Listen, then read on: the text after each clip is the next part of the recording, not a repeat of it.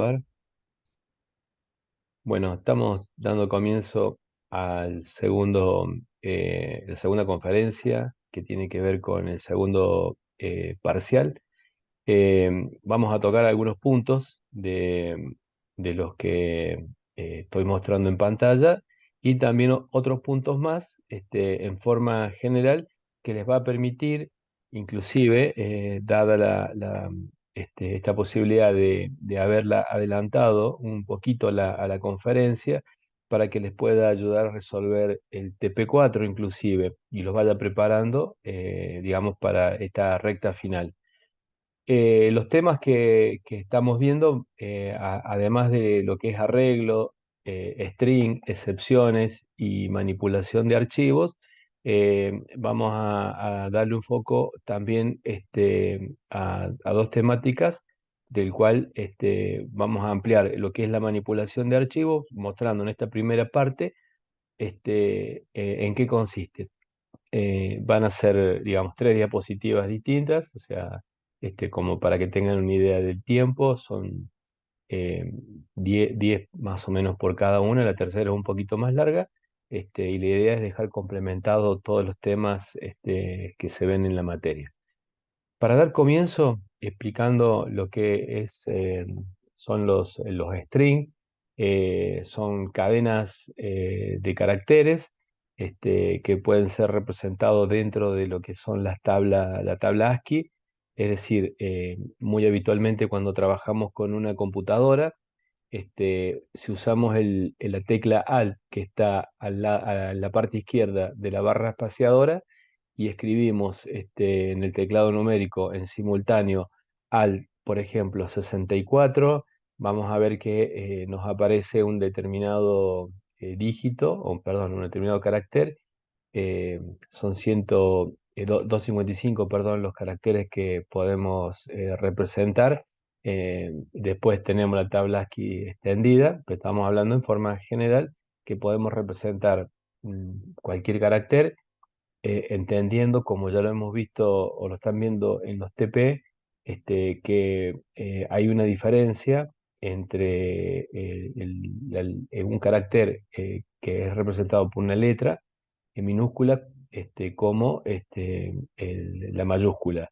Es decir, que si uno tuviera que comparar si la A minúscula es igual a la A mayúscula, a nosotros a nivel semántico lo vemos que es la misma A, pero computacionalmente tiene asignado un número distinto de código ASCII, por lo tanto sería distinto.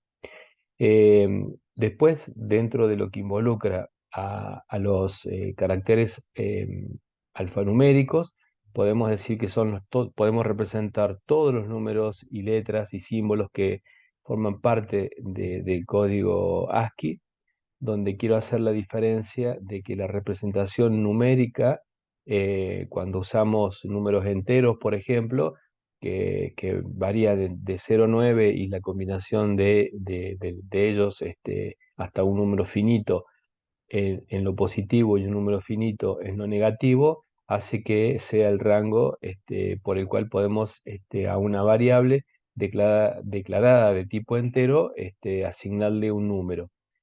En el tema de los caracteres de los string, como estamos observando que vemos string text que le asignamos Universidad siglo XXI con tres signos de admiración que cierran, vemos que está soportada con doble comilla. Es así como colocamos, digamos, los caracteres de tipo string. Em, Aquí quiero hacer una diferencia explicando lo siguiente. Podemos tener, por ejemplo, la variable txt como la que estamos viendo en el ejemplo, y en lugar de asignarle Universidad siglo XXI y los tres signos de admiración, podríamos llegar a asignarle el número 21. El número 21, que nosotros lo podemos ver como número, eh, para el lenguaje es un carácter que es el 2 y 1. Es decir, que si quisiéramos sumarle al carácter 2 y 1 el número 3, por ejemplo, podríamos caer en un error porque que estaríamos realizando una operación numérica que tiene el número 3, tiene el signo más, con un carácter alfanumérico, por lo tanto, daría error.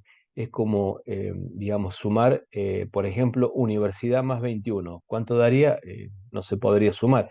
Tenemos que sumar, digamos, los argumentos tienen que ser o enteros o reales, etcétera, para que podamos obtener el resultado de aplicar la operación.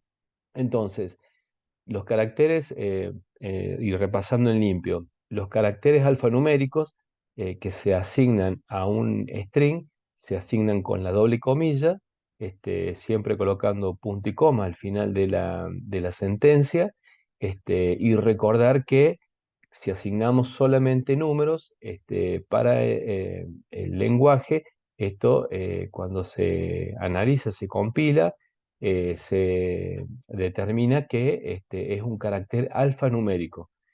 Si queremos asignarle el número 21, entonces en lugar de escribir string text, tendríamos que escribir int de tipo entero, text, por ejemplo, txt. Entonces ahí sería el número 21, ¿no? Que se asignaría 21 solo.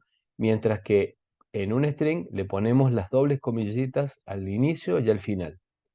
Haciendo esta aclaración, podemos ejecutar este pedazo de código que estamos viendo en este momento en pantalla, donde imprimimos la longitud del string txt.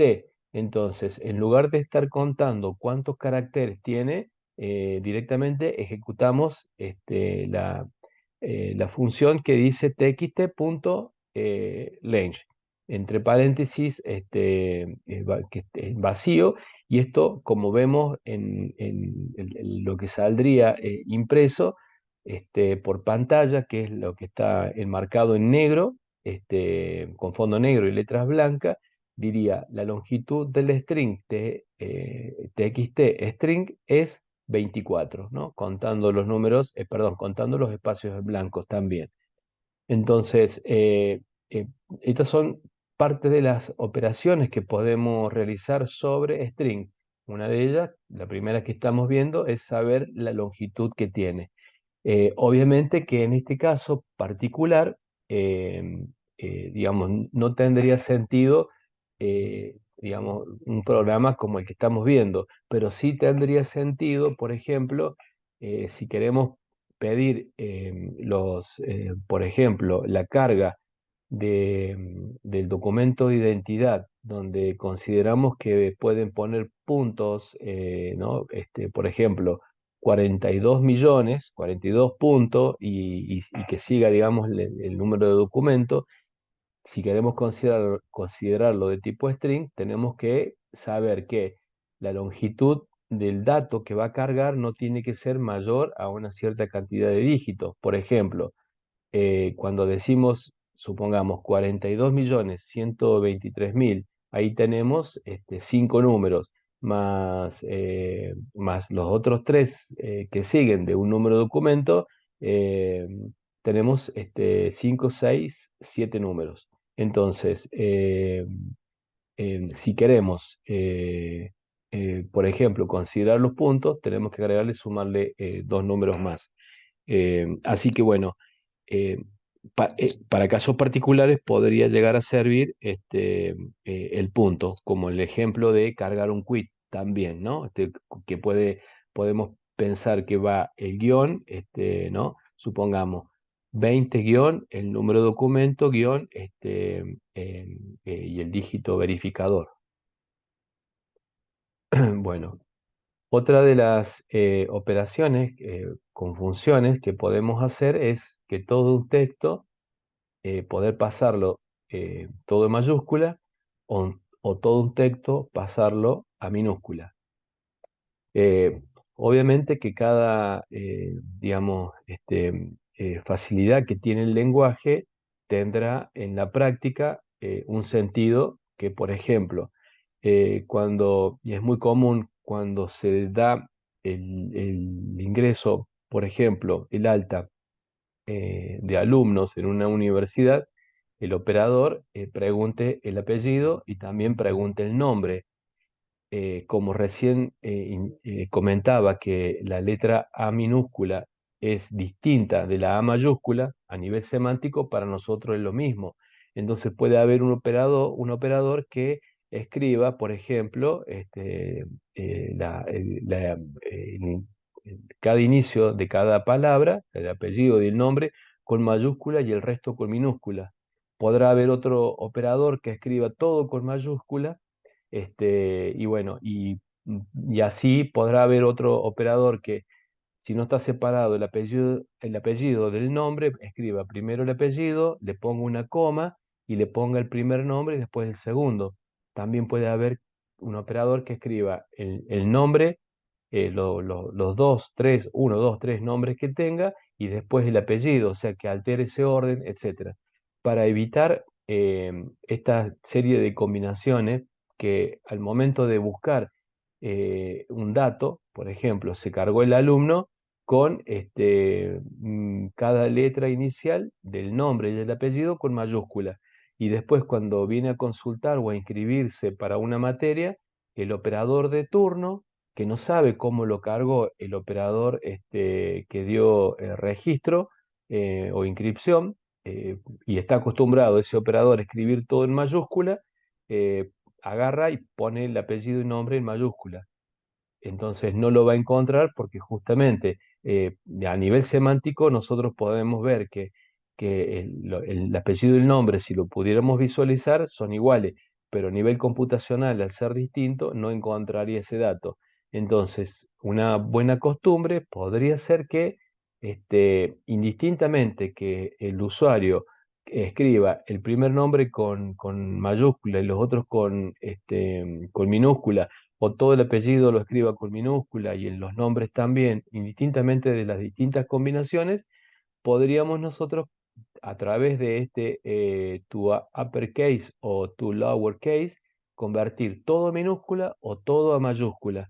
Entonces, de esta manera, unificaría los datos que van a ser guardados en nuestra base de datos y después, ante las consultas que quisiéramos hacer, no vamos a tener ningún inconveniente porque los datos siempre van a estar unificados, ¿no? Esta es una de las acciones que podríamos llevar a cabo usando todo mayúscula, conversión a todo mayúscula o todo minúscula. Y el ejemplo lo estamos viendo con el fondo negro y las letras blancas. Otro, otra función que tiene digamos, los caracteres string es la posibilidad de concatenar distintos strings. Concatenar es unir. Si yo tengo la palabra universidad por un lado, ¿no? Que en este caso particular, en el ejemplo que vemos, luego de mine está declarado first name de tipo string y last name de tipo string. First name es asignado con la constante universidad y last name con siglo. Entonces, producimos la salida por pantalla de first name más, porque estamos, digamos, no sumando, en este caso, como los operadores son alfanuméricos, son de tipo string, está concatenando. Entonces está uniendo lo que dice first name, que sería universidad, las dobles comillitas separadas indica que va a dejar un espacio en blanco y last name. Entonces, el resultado es lo que vemos que dice universidad siglo. Y si además queremos realizar, digamos, porque nos equivocamos y queremos al momento de usar, por ejemplo, la función concatenar, podríamos poner que first name, como el pedazo de código que figura abajo, es siglo, le unificamos el otro string que es universidad y a last name le asignamos 21. Entonces, ¿qué decimos? A first name, punto concat last name, y vamos a ver que obtiene este resultado que estamos viendo en pantalla. Entonces, em, siguiendo con la diapositiva. Hasta acá está entendido lo que estoy explicando. Me podés abrir el micrófono o escribir por chat, no hay ningún problema. Sí, perfecto, profe, gracias. Bárbaro, entonces. Bien. Siguiendo, vamos a ver el tema de lo que es el concepto de arreglos. Eh, Básicamente, eh, hemos estado asignando un determinado valor a una variable. Y ahora surge la necesidad de poder tener varios valores distintos a un string que es denominado arreglos, donde lo definimos de la siguiente manera.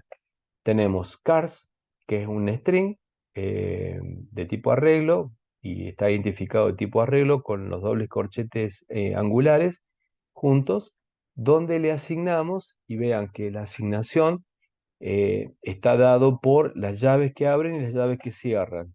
Todo lo que está ahí se va a ir asociando, donde no hemos especificado la dimensión del arreglo, es decir, no hemos dicho un arreglo de 1, 2, 3, 4, 5 elementos, sino que cuando le asignamos le estamos definiendo la cantidad, digamos, de casilleros que va a tener ese arreglo.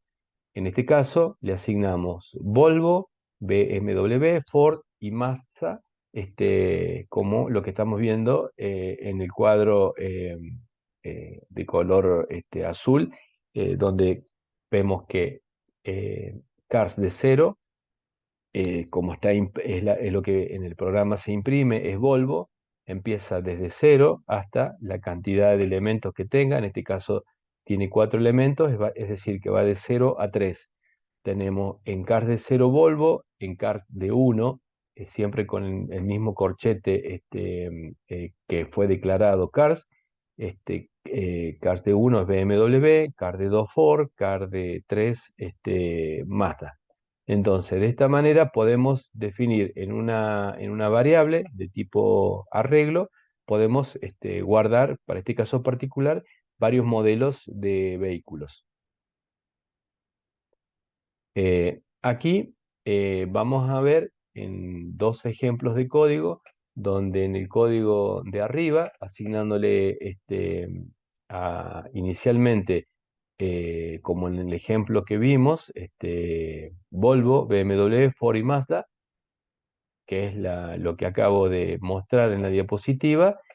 Seguidamente dice que a car de 0 le va a asignar Opel, es decir, que el valor de Volvo va a ser reemplazado por el nuevo carácter que sería Opel. Y después va a imprimir ese contenido, o sea, modificado. El resultado que se obtendría es el que estamos viendo en el fondo negro con letras blancas, donde en el arreglo que se nos acaba de aparecer en azul, vemos que Volvo ya no está más y ahora figura Opel. Es decir, que de esta manera podemos modificar el contenido de un arreglo.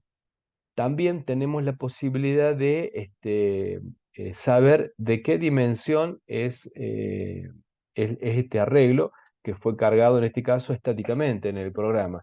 Si ponemos el nombre de la variable, que es cars, y pedimos la longitud, punto longitud, vamos a ver que en este caso particular muestra que es el valor de 4, ¿no? Son 4 elementos que tiene.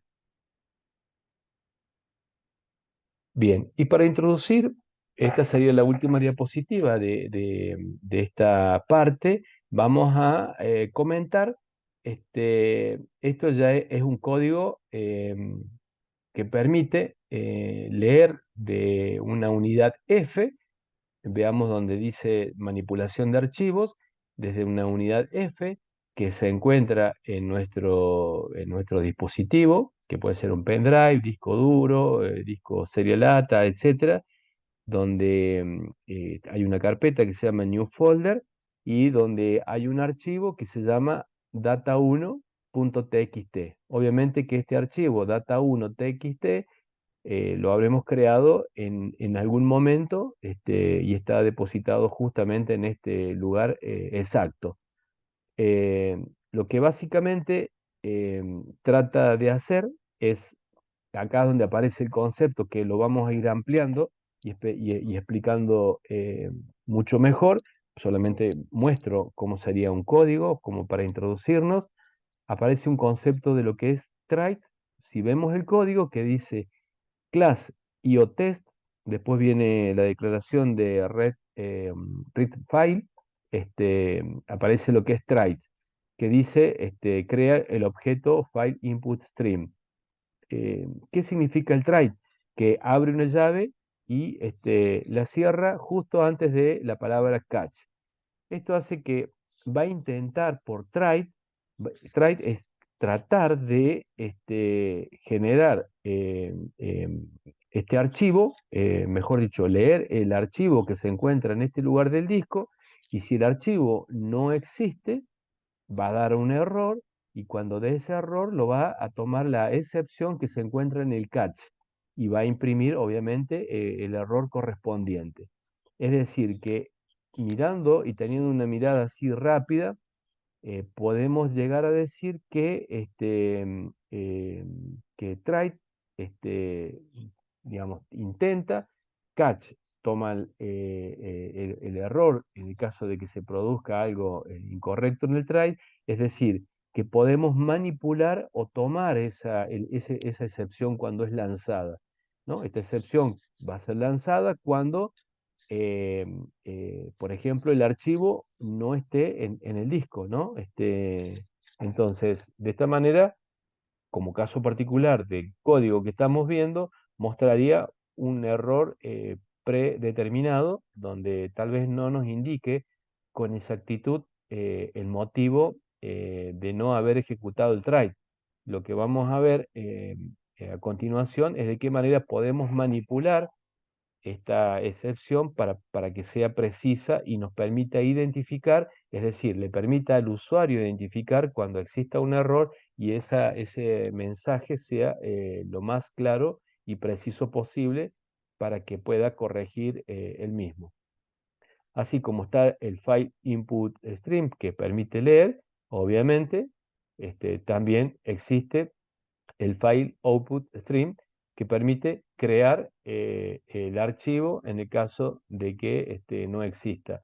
Eh, y supongamos, podemos pensar que la unidad F de la diapositiva que estamos viendo, que está creando en F, new folder, data2.txt, supongamos que tenemos nuestra notebook que tiene la unidad C como disco de estado sólido y la unidad D como disco mecánico, pero no tenemos la unidad F porque se hacía referencia a un pendrive.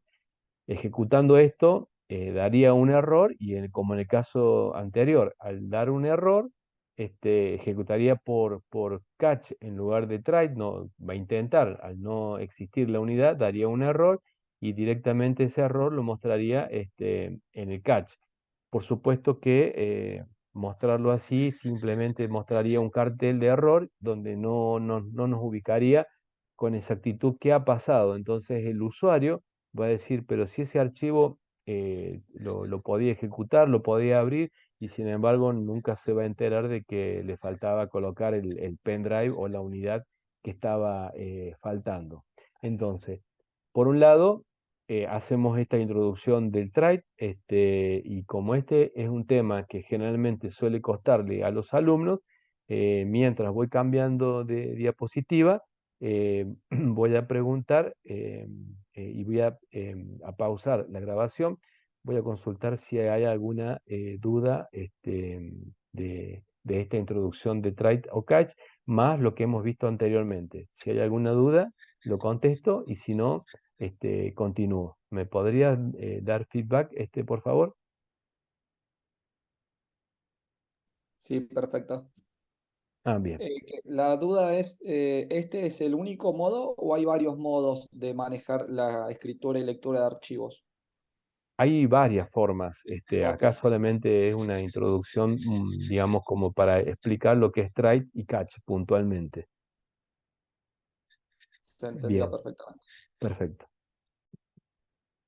Bueno, para seguir y ampliar lo que vimos recién de try y catch, esta diapositiva específica, van a hablar del tema de las excepciones en Java.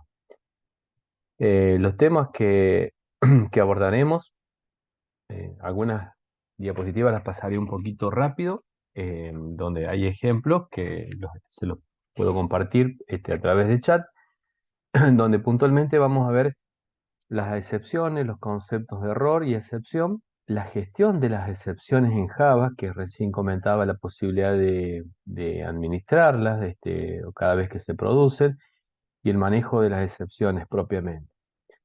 Entonces, para ir introduciéndonos, decimos que las excepciones son las formas en que los programas de Java manejan los diferentes errores que pueden ocurrir. Y cuando una excepción ocurre, decimos que fue lanzada. Y cuando manejamos dicha excepción, es decir, hacemos algo al respecto del error, decimos que fue capturada. Entonces se produce la excepción, se lanzó, pero cuando la manejamos a la misma, la manejamos obviamente, es lo que llamamos captura. Los ejemplos de errores tradicionales son que cuando intentamos convertir una cadena de string a un número, por ejemplo, supongamos que por una cuestión de empatía con el usuario, hicimos un desarrollo de software donde cuando al momento de ingresar el quit, le dejamos que escriba los guiones, ¿no? Entonces, supongamos 20 guión, bueno, iría un número de documento en el caso de ser monotributo en la República Argentina, y al final otro guión y el número que es el código, el dígito. Eh, por supuesto que los guiones, en cada uno, tanto delante como el de atrás, son caracteres alfanuméricos, no caracteres numéricos. Entonces ahí tendríamos un estado como el que estoy mostrando, 123 A4, sería un equivalente donde lo que no corresponde ahí sería la letra A. Entonces, si tengo esta situación de permitirle ingresar los guiones cuando ingrese el quit, esto sería un carácter alfanumérico. Si ese carácter alfanumérico lo quiero convertir a número para poder sumarlo o administrarlo de la forma que tenga pensado, seguramente va a dar un error.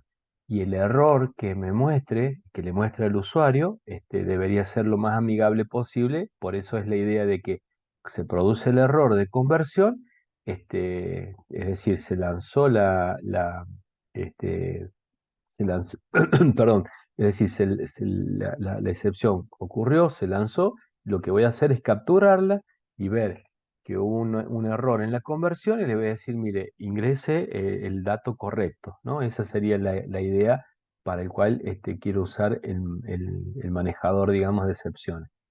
Entonces, para ello decimos que para capturar excepciones, en un bloque de código susceptible debemos usar el bloque try y catch, que radica en un bloque de instrucciones en el que se capturan las excepciones, el bloque try, y uno o más bloques de manejo de excepciones es el bloque catch. Podemos tener, como en el caso de la sintaxis, que estamos viendo, un try, sentencia a monitorear el error. O sea, voy a probar de grabar en un archivo que está en la unidad F, ¿no? Si me da error, va a saltar por el catch, digamos, en la excepción particular va a tratar de mostrar que acá dentro del catch, como dice la flecha, puede haber una o más tratamiento de excepciones con catch, y podemos tener una sentencia que es finally, que es sentencia que se ejecutan, ocurra o no las excepciones. Es decir, que se ejecutó a través de Try, este, todo exitoso, estaba el puesto el pendrive, grabó o leyó y finalmente, digamos, se cierra la conexión, por ejemplo, si fuera una base de datos, ¿no? Entonces se produzca o no, la excepción se ejecutaría finally. Eh, eh, es muy probable que poder ver que básicamente en los ejemplos que estamos viendo, que los vamos a ver ahora a continuación, podemos ver un código sin manejo de excepciones y con manejo de excepciones. Estos dos códigos, como el resto de los códigos que voy a estar mostrando en esta diapositiva, los voy a pasar por la mensajería Canvas para que puedan, al momento de estar mirando en modo asincrónica la conferencia, puedan saber, digamos, a qué hago referencia para no estar yéndome puntualmente porque las capturas de pantalla de cada uno de los códigos va a ir mostrando. Básicamente, el código sin excepciones al que hago referencia, que si hubieran hecho clic, encontraría con este algoritmo, donde lo que hace es convertir, es decir, pasar a entero el carácter, esto que obviamente contiene un error porque tiene la letra A. Esto sería sin manejo de excepciones, que al momento de ejecutar, obviamente me va a indicar un error.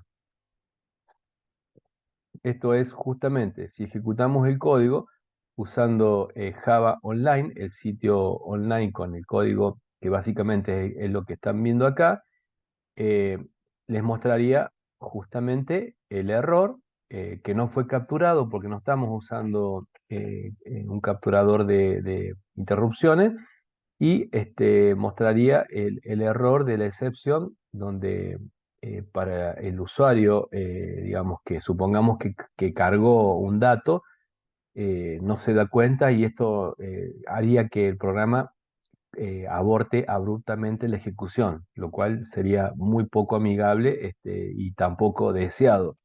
Entonces, por eso es que se busca, como lo que estamos viendo acá, que es el programa, pero con manejo de excepciones, donde tenemos trait, una variable edad de tipo entero, y donde le hacemos la misma conversión, donde tenemos un dato alfanumérico incorrecto, porque está la letra A, 1, 2, 3, A4, pero al tener tratamiento de excepciones, ¿qué es lo que haría? Eh, tomaría esa excepción que dice number format exception y diría el formato del número es erróneo e imprimiría el mensaje correspondiente.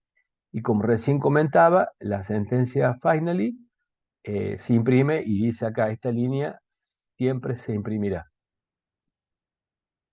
Si vemos la ejecución del programa, vemos que la conversión de integer punto parse int entre comillitas 1, 2, 3 a 4 da error, viene como no lo puede ejecutar por try, lo captura el catch, entonces el catch, ¿qué hace? Muestra el mensaje que dice el formato del número es erróneo, que es lo que vemos en la ejecución. Y el hecho de mostrar cuál es el mensaje diría para la entrada 1, 2, 3, 4, ¿no? Y abajo esta línea se imprime, bueno, siempre se imprime.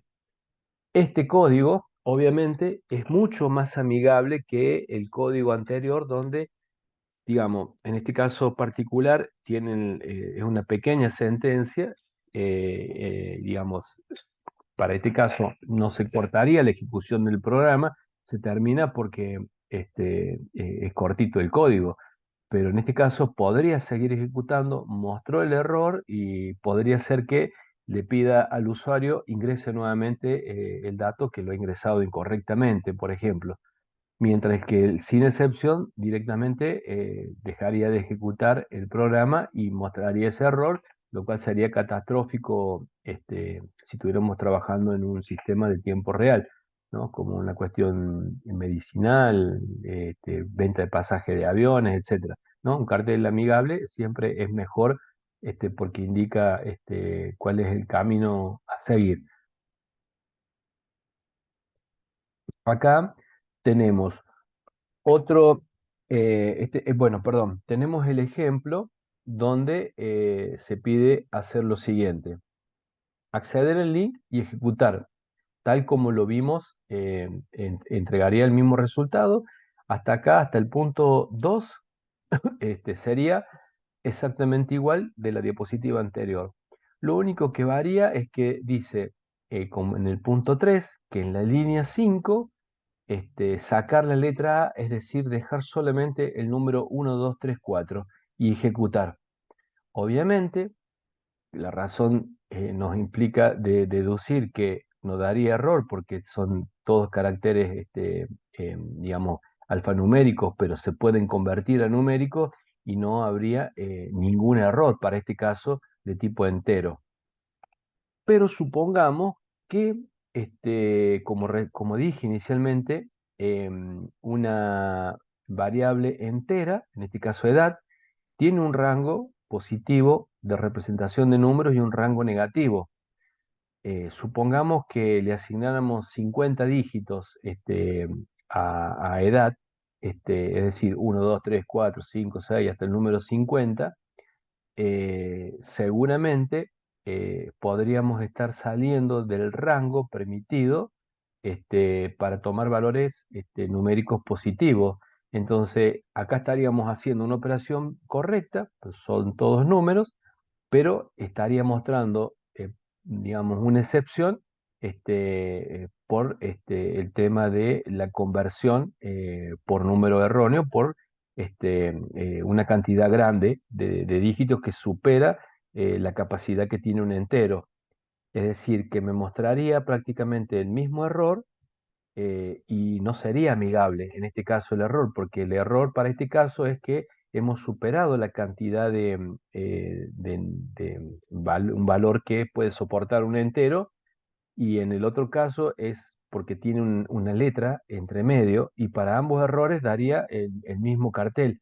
Es decir, que una vez que se identifica el tipo de catch al cual va a ser, va a atender una vez que captura el error, después uno empieza a afinar viendo las distintas posibilidades, siempre pensando en ser amigable el resultado que muestra.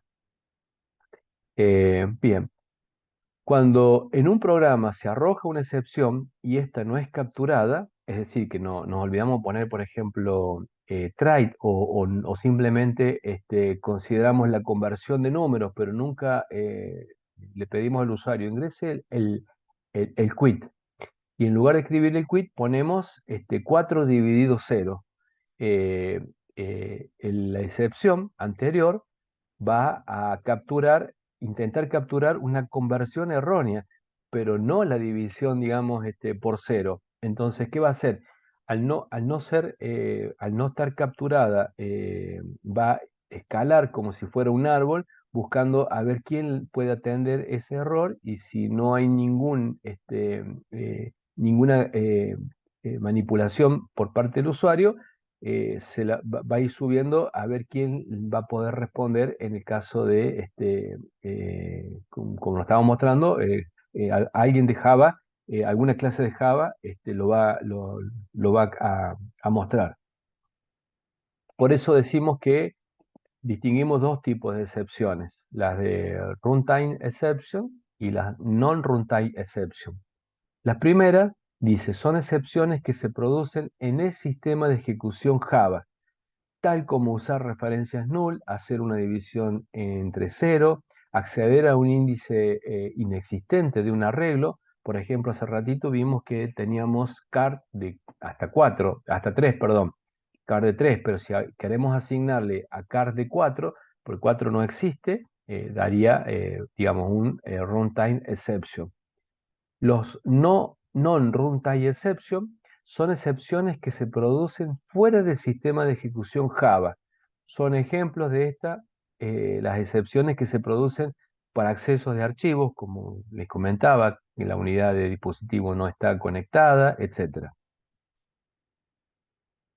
La manera de distinguir ambos tipos de excepciones es mediante las clases a las que éstas se extiendan. Todas las excepciones son clases, eso hay que entenderlo, así como la clase que estamos generando nosotros para poder manipular el ingreso de datos, esas clases dependen de otras clases y así en un árbol jerárquico. Las excepciones del tipo runtime deben extender de la clase runtime exception, mientras que las de tipo non-runtime deben extender de exception, ¿no? Acá tenemos la diferencia de qué tipo de clases deriva una como la otra, de runtime como la de non-runtime. Y para verlos en un gráfico, podemos ver que eh, cómo es el sistema de jerarquía que parte de object, bueno, y tenemos a lo de exception, y tenemos la runtime exception, y las que son non-runtime exception, y que dependen de distintas clases. Es decir, que si queremos manipular, por ejemplo, una división por cero en una IO exception, seguramente no va a ser correcto y la va a tomar la clase superior, que es la de exception, digamos. Pero va a ser como el ejemplo que le comentaba recién. Si queremos convertir el 1, 2, 3 a 4, donde daría un error, eh, sería conveniente que me muestre que hay un error de conversión. Pero si le pongo un número correcto, pero es demasiado grande, que supera el rango que puede soportar las variables enteras, entonces me va a volver a mostrar el mismo error y no es exacto el mensaje. Debería ser un mensaje adecuado. Entonces sirve mucho saber quién va a atender la excepción en forma particular. Este es otro modo de ver ese cuadro, forma general que estamos viendo ahora en pantalla y que ahora lo desgloso, digamos, mostrando en general cómo es cada una de las distintas clases. Bien, para entender algunos puntos de estos que estamos viendo acá, voy a hacer referencia solamente a algunas de las ramas, ¿no? En el caso de IO exception, que depende de exception, y como caso particular, digo que generalmente se utiliza esto cuando hay fallas de entrada o salida, tal como la inhabilidad de leer desde un archivo. Ya sea porque la unidad no está disponible, la unidad está rota, etcétera, ¿no? Falta el pendrive o el pendrive está roto, por ejemplo, o el disco, etcétera. Null pointer exception, una referencia a un objeto null. Number format exception, una conversión fallida entre string y números, es lo que estuvimos viendo. Out of memory exception, muy poca memoria para instanciar un nuevo objeto. O sea, cuando hacemos new en una clase, es demasiada cantidad de estructura que tiene, entonces no lo puede, pues la memoria RAM de un equipo es poca, entonces ejecutaría esto de out of memory exception. Si como programadores contemplamos que esto puede llegar a suceder, y lo hemos puesto en un try catch, podemos decir, en este caso, error no esperado, contactarse con el desarrollador del sistema.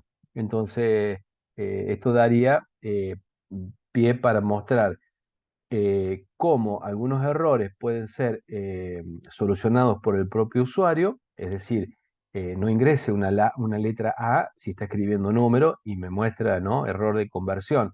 Pero estos tipos de errores que mostraría en pantalla le daría pie para que el operador, el que usa el sistema, tenga que convocar al desarrollador para consultarle o decirle, me dio error número tanto, me dijo que me ponga en contacto con mi administrador, Entonces le comento, ¿cómo puedo solucionar este problema? Bien, entonces ahí serviría como una gran referencia para solucionar ese problema o tipificarlos, ¿no? Como error tanto, se soluciona de tal manera, ¿no? Etcétera. Errores. Además de las excepciones en Java, existen los errores, que son clases parecidas a las excepciones, pero su objetivo es informar de una situación anormal grave, algo así como situaciones que nunca debieron ocurrir. Esto de parte de Java.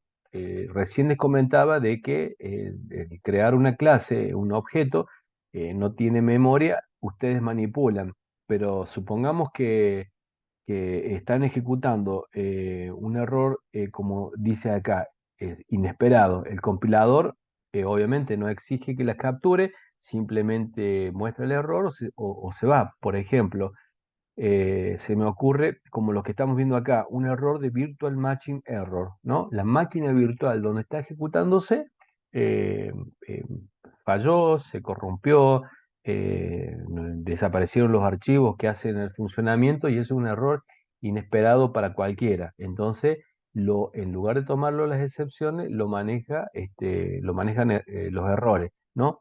Y la clase errores la podemos ver acá como, digamos, en color rojo, cuando se desprende exception y error, digamos, las clases error, digamos, son algunas que estamos viendo y hacen referencia a lo que puede llegar a suceder. Pero lo bueno es que el usuario no se le presentaría una pantalla azul sin saber qué ha pasado, sino mostraría en algún momento algún error. Eh, para arrojar y lanzar una excepción, debemos usar la palabra que está en verde, que es throw, seguida de un objeto de tipo exception o error. Esto es útil cuando queremos informar al programa invocador que ocurrió una situación anónima en nuestro código.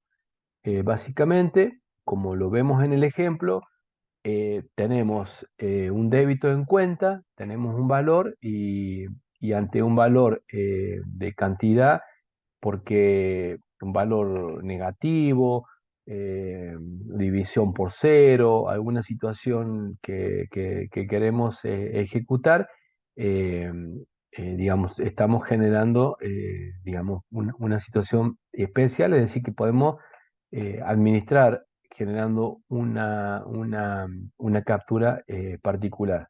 Y esto lo vamos a ver ejemplificado en la siguiente diapositiva, donde, por ejemplo, la clase prueba, que también está en el link, que si hacemos clic mostraría exactamente este código, donde este código es capturado casualmente de la misma online Java, que es la IDE online, y hago hincapié en esto que se acaba de subrayar solo, que dice File Not Found Exception, donde tengo, eh, en este caso, veamos, tengo un método público que es leer archivo, donde voy a manipular o capturar dos tipos de excepciones, el file not found exception y o exception. Entonces, el file not exception, lo, acá me aparece, lo manejo justamente donde cada declaración de throw tendrá su catch correspondiente. Como vemos, en este ejemplo, si queremos, continuando con la ejecución para mostrar el código que estamos viendo, eh, vamos a observar que en las líneas siguientes al file not function exception de la línea 8, eh, quiere generar un nuevo archivo, supongamos que dio algún tipo de error. Entonces, perdón, quiere leer en la línea 10, quiere leerlo, dio algún tipo de error, viene el catch, porque todo esto se hace obviamente a través del try. ¿Y por qué se hace a través del try? Porque si vamos a la línea 31, que es la ejecución del main, vamos a ver que en la línea 33 crea el objeto prueba y en la línea 34 llama prueba.leer archivo 2. Entonces, en la línea de la línea 34 saltará a la línea 17 que dice leer archivo, y cuando el try, que es leer archivo, entonces el leer archivo se encuentra en la línea 8 y acá es donde se produce el error, no puede leer y por lo tanto, ¿quién lo captura? El file not found exception, porque es uno de los dos que voy a capturar puntualmente, es decir, que lo personalizo y donde digo imprimo, ups, archivo no encontrado.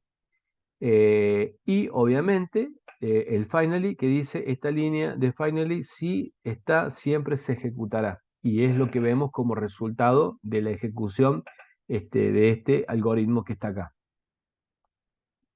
Si ahora vemos IO exception que está definido en la línea 8 dentro de throw, vemos que lo hemos definido el catch, esto le ponemos doble línea para distinguir, entonces hago lo mismo, lo defino y lo muestro a partir de la línea 23. Analizo la otra posibilidad de error. Es decir, que todos los errores que se pueden encontrar porque la clase file not found exception puede manejar, las voy a tratar en la línea 20, de la 21 hasta la línea 23 y todos los errores que se puedan producir por IO exception los voy a manejar justamente desde la línea 23 hasta la línea 25. Y acá, a modo de mostrar simplemente que siempre se imprime finally, lo pongo, pero podría no estar en el programa. O podría decir finally, inténtelo de nuevo, o gracias, o digamos, de acuerdo al tipo de programa que uno quiere llevar a cabo. Entonces, una vez terminado el manejo de la excepción, el control se reanuda después del último catch. Eso es importante saber dónde sigue la ejecución. Las variables locales pierden sus datos, es decir, que si estábamos en una llamada a una subrutina, a un subprograma, todas las variables, los datos que han sido cargados en esa variable, se pierden. Eso tenemos que tener en cuenta y que la ejecución se reanuda después del último bloque de catch. Entonces, podemos crear una excepción tan solo creando una clase que extienda de otra clase ya existente. Es lo que básicamente fue un inicio de la diapositiva anterior. Acá estamos mostrando que podemos crear clases personalizadas, donde como clase particular podemos decir public class invalid amount exception, que se extiende de runtime exception. Es decir, que cuando se produzca un error de tiempo de ejecución, va a ejecutar, digamos, la clase personalizada, ¿no? Que hemos puesto. Y como es una clase que estamos definiendo, podemos justamente colocar métodos, atributos, todo lo que se nos ocurra, porque básicamente es el mismo procedimiento como lo estamos viendo acá, que dice public class invalid amount exception, que se extiende de runtime exception, es decir, que cuando se produzca un runtime exception, lo va a atender invalid amount exception, que tiene un valor inválido que es de tipo protect, bueno, y la situación particular por el cual estará tratándose. Pero lo que tiene que quedar en claro es que podemos crear una clase y extenderla, digamos, de otra excepción. Entonces, no estamos atados únicamente a lo que está, sino podemos generar una en particular. Las excepciones más comunes son arithmetic exception, que son errores matemáticos como división por cero, array index out of bound exception, un programa tratando de almacenar el tipo de índice erróneo de datos en un arreglo, que fue lo que comenté. Después tenemos un intento de acceder a un archivo que no existe, o la IO exception, las fallas de entrada, salida, tal como la inhabilidad de leer desde un archivo, que pueden ser por distintas causas, no importa, lo va a mostrar que hay un problema. En la siguiente diapositiva dice que acceder al código online, que vuelvo a repetir, se lo voy a pasar dentro de Canvas para que puedan seguir esta diapositiva, donde pide ingresar, digamos, ejecutar tres veces con número 33, con 33,50 y con la palabra hola al código que se muestra acá, ¿no? Entonces, haciendo clic en este link que están viendo que dice acceder, va a aparecer el programa que estamos viendo arriba, donde pide ingresar su edad y lo que pido es que le carguen primero 33, digamos, le dan enter y una ejecución. Vean lo que sucede. En este caso, el número 33, como estoy convirtiendo, estoy ingresando el número 33, lo estoy, digamos, probando el tema de la edad. Como la edad es menor que, digamos, 99, va a decir felicitaciones, usted es joven. Ahora, cuando la edad le cargo 33,50 y estamos pidiendo ingresar un entero, pero le estoy ingresando un número real, a ver qué pasa.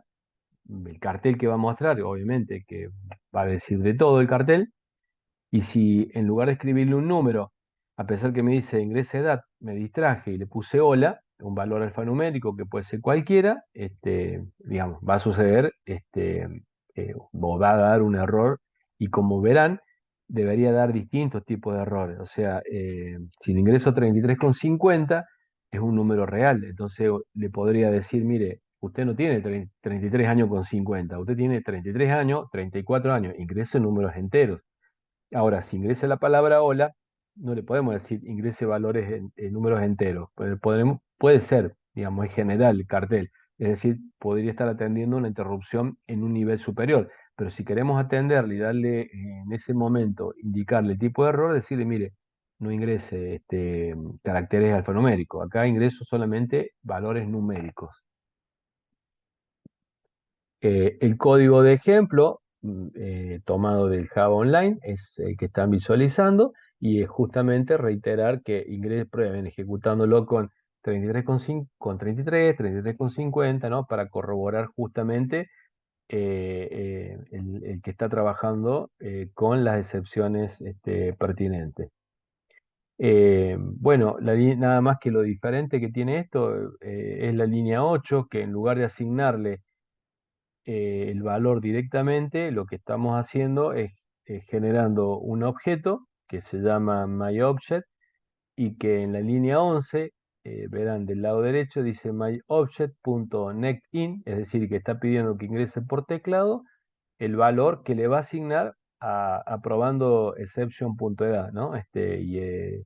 Probando exception edad, está en la línea 2 declarado como una clase, bueno, y que fue instanciado, digamos, el objeto en la línea 7 y 8 tanto para ingreso de datos por el teclado como la clase que mostré recién. Eh, el mismo ejemplo de recién. em, Bien, y acá tenemos para poder analizar el código donde tengo dos códigos distintos, que son los dos anteriores. Me adelanto para mostrarles cómo porque la pregunta es, si hubiera, ¿cuál es la diferencia entre la clase main de ambos códigos? ¿No? La clase main en la imagen izquierda empieza en la línea 5 y en el de la derecha en la línea 6. Eh, es decir, que lo único que hemos agregado arriba en la línea 2 del código de la derecha es java util.input mismatch exception, ¿no? Eh, entonces, la diferencia entre ambos códigos, si lo hubiera, lo vamos a ver justamente cuando lo ejecutemos en forma simultánea y cuando probemos la edad, vamos a poner 4 dividido 0. obviamente que va a dar error porque está esperando un número entero, ¿no? Veamos acá, justamente en la línea 11 de la imagen a la izquierda, que es el ejemplo que veníamos haciendo o mostrando, vemos que está aprobando exception.edad, está esperando el 33, 33,50 y el hola, que es lo que hicimos como práctica. Y en la derecha, que esto aparece en la línea 12, pero la diferencia a la que hago referencia va a estar dada por lo siguiente, les voy anticipando. En la figura de la izquierda, vean el catch que dice catch exception. Y en la línea 17 dice catch input mismatch exception. Es decir, si miramos para atrás, cómo era el árbol, me voy a ir para atrás para mostrar cómo estaba el árbol. Exception es la raíz de runtime exception, IO exception, excepciones del programador, ¿no? Es decir, que exception es el padre de runtime exception, ¿no? En el orden jerárquico. Si yo pongo exception solo y tengo un tipo de error, me va a mostrar la generalidad. Pero si yo lo declaro como runtime exception, voy a tener otra cuestión que está especificado justamente en el ejemplo lo que vamos a ver de indicar cuál es la diferencia entre un código y el otro código. Entonces, si los ejecutamos, la última diapositiva estábamos viendo esto, ¿no? En la izquierda, la página 16, que es exception, que está por arriba digamos, en el orden jerárquico, y la 17, input mismatch exception, que está abajo, sería un hijo, digamos, de exception. Si ejecutamos ambos códigos, con 4 dividido 0, ¿qué es lo que resultaría? En la parte izquierda, como es exception, diría, debe ingresar un valor numérico, la captura a la interrupción, porque es 4 dividido 0, es un error, digamos, que lo contempla exception, que es el padre. Mientras que en la línea derecha, al tomar una cuestión específica de input mismatch exception, que es la línea 17, como no es un error de conversión, es decir, no es 1, 2, 3 a 4, muestra este error, porque dice, esto yo no lo sé manejar, hay una división por cero, me supera que lo atienda el padre, y el padre es exception. Por eso es que muestra sin ningún problema y puede continuar ejecutando, mientras que en el lado derecho se produce justamente un error y como ven dice return code 1, mientras que en el otro el 0 quiere decir que finalizó sin ningún problema la ejecución. Es decir, que en uno cortaría la ejecución y el otro no.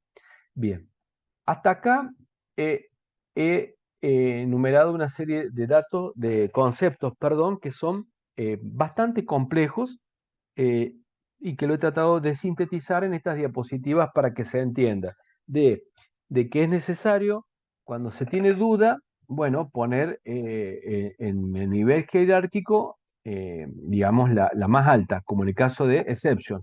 Pero si puedo especificar que en lugar para el caso puntual, como el código de la derecha, bien, voy a especificar algo puntual y le voy a decir, mira, estás ingresando letras en lugar de números, ingresá bien, pero ante una división por cero no la podría contemplar. Debería poner varios catch correspondientes, una para división en cero, otra para la conversión, etcétera, y ahí estaría tal vez más ordenado. Pero así como está, digamos, un error que se me pasó, listo, me sacaría de ejecución del programa. ¿Se entiende lo que estoy explicando hasta acá? Sí, perfecto, profe. Va, fantástico entonces. Bien, gracias por el feedback, Frank. Bien, entonces continuando, acá muestro justamente la clave de la respuesta a la pregunta inicial porque estoy usando justamente Java Launch, bueno, Arithmetic Exception. estoy buscando digamos, superó, digamos, la capacidad de atender esa interrupción. Entonces, ejecución está claro y está mostrado justamente en que si cambiara de input mismatch exception a aritmética exception, digamos, la cosa me funcionaría bien el 4 dividido por 0, porque me mostraría el resultado como estamos viendo abajo a la derecha donde dice room. Como recién vimos, el código de la izquierda produciría un error catastrófico, como la ejecución de abajo. Entonces, todo va a depender de cómo maneje el catch para darle una respuesta correcta, y adecuada, de modo tal que sea amigable al mensaje que se le muestra al usuario y pueda seguir ejecutando.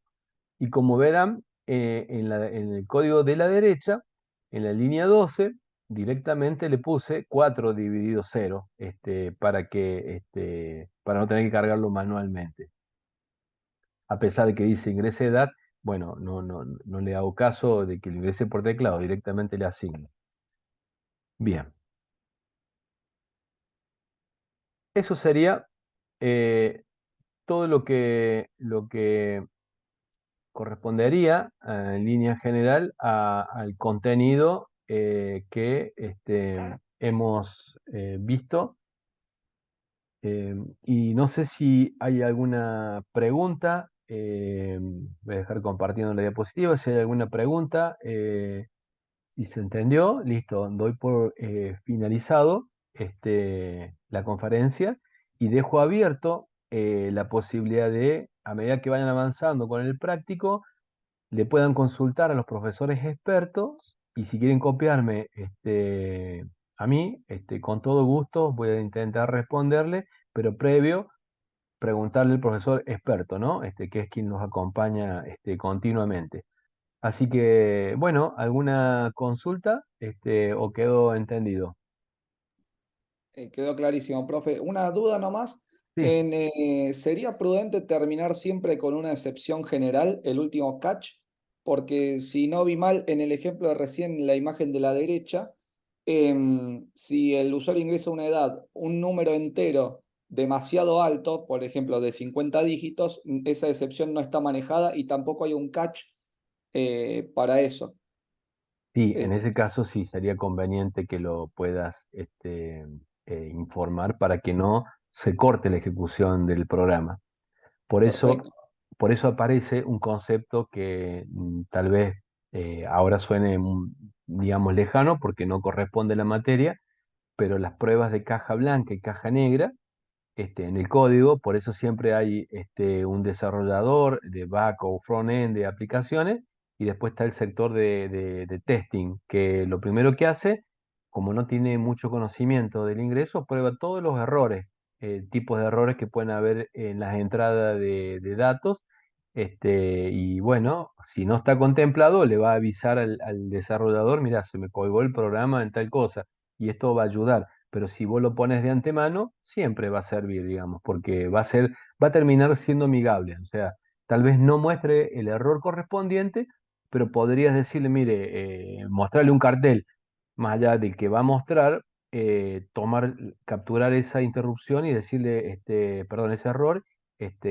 contáctese con el desarrollador o el administrador, etcétera, como a veces suelen mostrarse ese tipo de mensajes, y bueno, ya saben que tiene que superar al operador y lo tiene que ver el desarrollador. Así que sí, siempre es bueno que sea amigable. Perfecto, gracias. Bueno, bueno, muchas gracias por asistir. Lo voy a subir a Canvas, voy a subir los links para que los puedan seguir, y estamos en contacto. Entonces, un gran saludo para todos.